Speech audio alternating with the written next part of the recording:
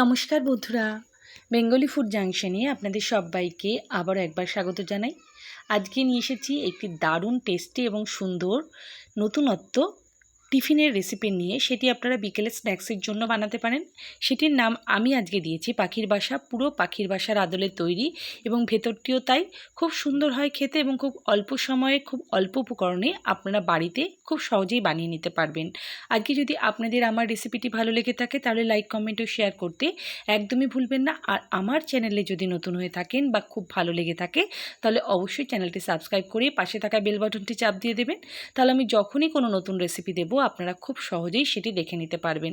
আর প্রত্যেক বন্ধুদের অনুরোধ রইল ভিডিওটিতে স্কিপ না করে পুরো ভিডিওটি দেখার, তাহলে আপনারা রেসিপিটি ঠিকঠাকভাবে তৈরি করতে পারবেন। চলুন দেখে নিই।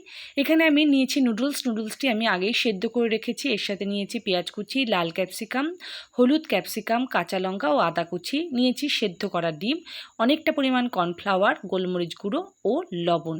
এরপর একটি বড় পাত্র নিয়ে প্রথমে আমি নুডলসটি দিয়ে দিলাম।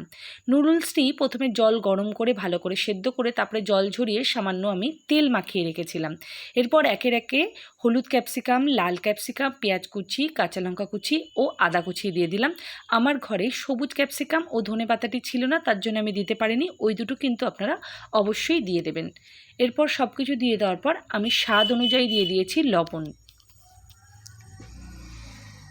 লবণ দিয়ে দেওয়ার পর এখানে আমি দিয়ে দেবো গোলমরিচের গুঁড়ো। যে যতটা ঝালের পরিমাণ খাবেন বা সেরকম অনুযায়ী আপনারা গোলমরিচটি দেবেন। এবার সব কিছু আমি একবার একসাথে ভালো করে মিশিয়ে নেব।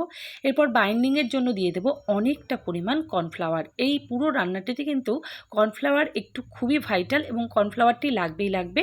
ময়দা দিলে সেটি হবে না।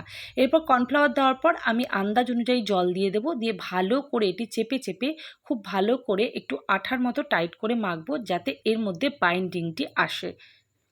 আপনারা চাইলে কালারের জন্য এখানে কাশ্মীরি লঙ্কার গুঁড়ো বা রেড চিলি ফ্লেক্সও দিতে পারেন। এরপর দেখুন হাতের মধ্যে এরকম নিয়ে মাঝখানে একটু ফাঁকা করে একটি সেদ্ধ করা ডিম আমি এর মধ্যে ভরে দেব। দিয়ে ভালো করে চেপে আরও একবার সুন্দর করে টাইট করে একটি পাখির বাসার আকারে তৈরি করে নেব। এইটা কিন্তু খুব ধৈর্য সহকারে হাতে চেপে করতে হবে, নাহলে কিন্তু যখন আপনারা তেলে ফ্রাই করবেন এটি কিন্তু খুলে যেতে পারবে। আমি কিন্তু বেশ হাতে চাপ দিয়ে এটাকে বেশ টাইট করে আটকে নিয়েছি। এইভাবে দেখুন কতক্ষণ ধরে আমি এটি তৈরি করলাম। ঠিক এইভাবে কিন্তু তৈরি করে নিতে হবে। এরপর আমি কড়াইতে সাদা তেল পরিমাণ মতো দিয়ে এটি ভেজে নেব। আপনারা যদি আজকে আমার ভিডিওটি ফেসবুক পেজ থেকে দেখে থাকেন তাহলে পেজটি লাইক করে ফলো করতে একদমই ভুলবেন না। আর প্রত্যেক বন্ধুদের কাছে অনুরোধ রইল ভিডিওটি যখন আপনারা ওয়াচ করবেন অবশ্যই একটি লাইক দিয়ে দেখে নেবেন। দেখুন প্রথমে আমি লোর থেকে মিডিয়াম ফ্লেমে রাখবো। আর প্রথমেই কিন্তু উল্টানোর চেষ্টা করবেন না, তাহলে তলায় কিন্তু লেগে যেতে পারবে। খুব আলতো হাতে খুব হালকা করে এক পিঠ হলে তবেই কিন্তু আরেক পিঠ উল্টাবেন, নাহলে কিন্তু নুডলসগুলো খুলে যেতে পারে। খুব ধৈর্য সহকারে কিন্তু আজকে রেসিপিটি করতে হবে, কিন্তু যখন করার পর আপনারা খাবেন তখন কিন্তু আপনাদের দুর্দান্ত ভালো লাগবে এবং একটি অন্য ধরনের নতুন রেসিপি আপনারা বানিয়ে ফেলতে পারবেন। ঠিক লাল করে পুরোটি আমি এইভাবে তৈরি করে নেব। যখন দুপিটি এরকম লাল হয়ে যাবে তখন কাঁটা চামচের সাহায্যে আমি মাঝখানগুলোকে এরকম ফুটো করে যাব, যাতে ভেতরে কর্নফ্লাওয়ারের যে মিশ্রণটি রয়েছে সেটি কাঁচা ভাব না থাকে। বেশ সুন্দরভাবে ভেতরের অংশটিও যেন ঠিকঠাকভাবে রান্না হয়ে যায়। দেখুন ঠিক এইভাবে দুপিটি আমি লাল করে ভেজে নিয়েছি এবং খুব ধৈর্য সহকারে কিন্তু আমি ভেজে নিয়েছি, অনেকটা টাইম নিয়ে। নাহলে কিন্তু যেহেতু অনেকটি বড় পরিমাণে রয়েছে এটি কিন্তু ঠিকঠাকভাবে কুকড হবে না।